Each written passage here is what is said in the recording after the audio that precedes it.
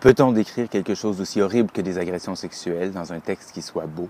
Salut, c'est Simon, et aujourd'hui mes impressions de lecture de Une saison dans la vie d'Emmanuel, de Marie-Claire Blais. J'ai raconté que récemment j'ai fait une razzia de romans québécois à la bibliothèque de Zurich, notamment des œuvres des années 60. J'ai aussi déjà évoqué le fait que j'ai des trous dans ma culture littéraire. J'ai lu plein de trucs que plein de gens n'ont pas lus, mais plus on lit, plus on s'aperçoit qu'on n'a pas tout lu. Et je n'avais jamais encore lu Une saison dans la vie d'Emmanuel.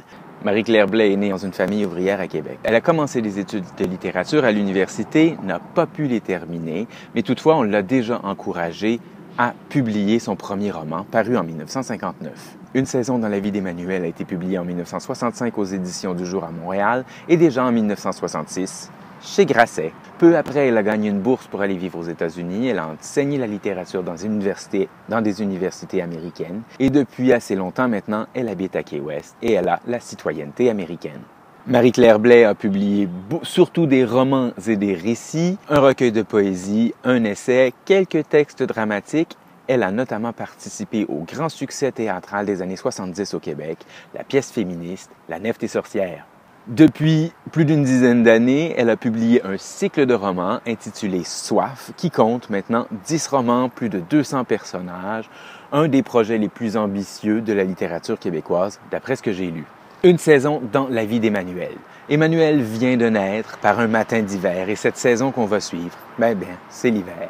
On suit davantage la famille nombreuse qu'Emmanuel lui-même, la famille dirigée par la grand-mère Antoinette. On suit surtout 3 personnages. Jean Lemaigre, qui est le plus malade, le plus chétif, dont on a peur qu'il meure, et la grand-mère a une certaine tendresse pour lui, et qui est poète, qui noircit des feuilles de papier. On suit aussi le 7e, désigné bien davantage par son rang dans la famille que par son nom, ainsi que Héloïse, la sœur aînée, qui est complètement mystique, qui veut entrer au couvent.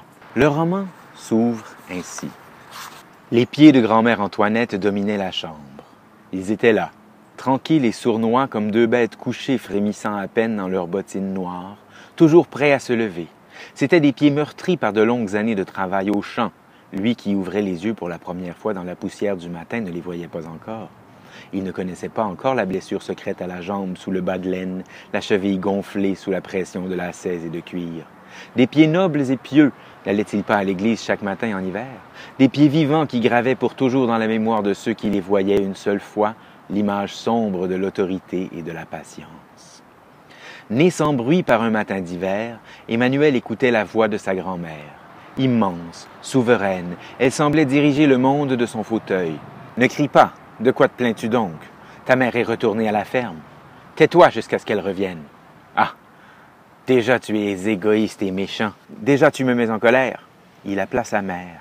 « C'est un bien mauvais temps pour naître. Nous n'avons jamais été aussi pauvres. Une saison dure pour tout le monde. La guerre, la faim, et puis tu es le 16e. » Elle se plaignait à voix basse. Elle égrenait un chapelet gris accroché à sa taille. Moi aussi, j'ai mes rhumatismes, mais personne n'en parle. Moi aussi, je souffre. Et puis, je déteste les nouveaux-nés, des insectes dans la poussière. Tu feras comme les autres, tu seras ignorant, cruel et amer. Tu n'as pas pensé à tous ces ennuis que tu m'apportes. Il faut que je pense à tout, ton nom, le baptême. Il faisait froid dans la maison. Dans cet incipit, dans ces 2 premiers paragraphes, on a tout ce qui se retrouve dans le roman. Certes, on y a la naissance d'Emmanuel, mais le roman s'ouvre véritablement sur la description de la grand-mère Antoinette. En ce qui me concerne, cette description-là m'a beaucoup fait penser à la description de la grande Claudine, la mère de François, dans la nouvelle Le Torrent d'Anne Hébert, publiée en 1950. C'est un personnage qu'on ne saisit pas en entier. Ici, on ne voit que les pieds, même si on les voit pas, on n'a pas encore une description de toute la grand-mère, de la même manière que François n'est pas capable de voir l'entièreté de sa mère et qu'il la saisit au début de la nouvelle, en tout cas, que par fragments. Mais comme autre point commun, ce qu'on a, c'est le personnage froid, qui ne montre pas d'affection, qui a une très, très grande distance par rapport à l'enfant. La grand-mère Antoinette aura des moments où elle montre un peu d'affection à certains de ses petits-enfants, et cette affection-là, en fait, c'est comme cette blessure sous les bas de laine, dans les bottines chaussées, lacées, enserrées, cette blessure qu'on ne montre pas, qu'il ne faut pas voir, l'émotion et les sentiments comme quelque chose à cacher. On apprend donc qu'Emmanuel est le 16e enfant d'une famille, que la mère, dès le jour de ses couches, doit retourner travailler à la ferme. On apprend que c'est dans un milieu agricole et au moment de la guerre, donc on suppose la Deuxième Guerre mondiale, et c'est à peu près tout ce qu'on a comme situation dans l'espace ou dans le temps, ce qui donne un côté universel au roman.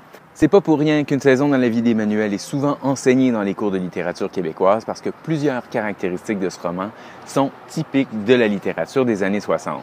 Plus particulièrement en rupture avec un autre roman qui se situe dans un milieu agricole, le roman qu'on a appelé le roman du terroir. La littérature du terroir au Québec, c'est la littérature du fin du 19e siècle et du début du 20e siècle, grandement marquée par la religion catholique et par les valeurs, les 4 valeurs du terroir que les ultramontains ont ni plus ni moins imposées dans la littérature. Et ici, ces valeurs-là se retrouvent renversées ou du moins en rupture. La terre, dans la littérature québécoise, est lieu d'ancrage et d'enracinement. Ici, la terre, elle épuise les personnages, elle ravit la mère au bébé et les 3 personnages principaux qu'on suivra s'enfuiront de cette terre. Ensuite, la religion. Dans la littérature du terroir, la religion unit, la religion est très importante et définie. Ici, on fait beaucoup d'enfants parce que le curé nous l'oblige, mais la grand-mère maudit le 16e enfant parce qu'il est justement le 16e et qu'on n'a pas assez de nourriture. La religion a aussi un côté très étrange parce que la grand-mère se réjouit de la mort de ses petits-enfants quand ça survient. Pourquoi? Parce que le curé, lorsqu'il y a des funérailles, paye un grand repas pour la famille et c'est une des rares occasions pendant lesquelles la famille peut manger à sa faim. Le côté le plus problématique de la religion, par exemple, c'est que c'est par la religion ou par des personnes religieuses que passent les quelques scènes d'abus sexuels qui se retrouvent dans le roman, qui sont parmi les scènes les plus troublantes. Un autre aspect pour lequel Une saison dans la vie d'Emmanuel est en opposition avec les romans du terroir, c'est l'image de la mère. Très souvent, la mère est une image de continuité, d'affection et qui perpétue les traditions. Ici, on est en rupture. La mère d'Emmanuel, quand elle est là, elle est complètement effacée comme personnage. Elle nourrit son bébé, ne dit rien, ne donne pas d'amour, d'affection à aucun de ses enfants. Et donc, on n'est pas dans une image de continuité, mais bien dans une image de rupture. Le texte est beau. La narration est au passé simple, les phrases sont souvent courtes, concises. Le dialogue est dans un français pas particulièrement québécois, ce qui donne un côté international à l'œuvre. Il y a quelques passages qui sont particulièrement lyriques et qui, moi, m'ont beaucoup marqué. Parce que c'est des passages poétiques que je lisais, puis à un moment donné, je me demandais « Attention, tu lis trop vite. Qu'est-ce qui se passe vraiment ici? » Et je devais relire. Et apparaissait ce qui se passait vraiment. La première de ces scènes, elle restait belle dans cette deuxième lecture. C'est une scène d'amour incestueux entre Jean Lemaigre et le 7e. C'est tout beau. L'inceste, qui est un tabou, n'est pas dérangeant. Ils s'aiment, ils se réchauffent dans la maison froide, dans leur grand lit froid, en faisant l'amour. Ça va. Toutefois, les passages suivants que je trouvais beaux comme ça et très poétiques, en les relisant comme faux, je me disais, zut, c'est des agressions sexuelles.